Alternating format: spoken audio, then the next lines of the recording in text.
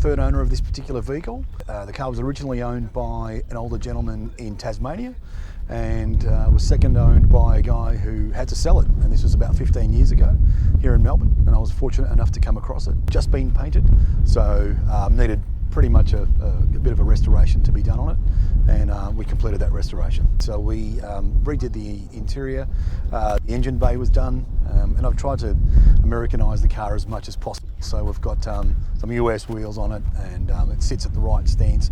As you can see, it's in a very, very American styled car. Yes, I've always been a Ford man. My dad had an XY, it was a Falcon 500. In hindsight, it's one of those sort of cars that you'd want to keep. A bit rusty, so I was a young lad, didn't really know much about cars then.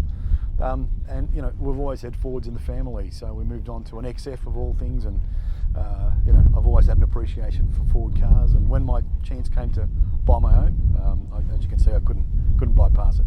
Seeing Ford go from Australia is really, really sad. I've had a lot to do with Ford in Australia.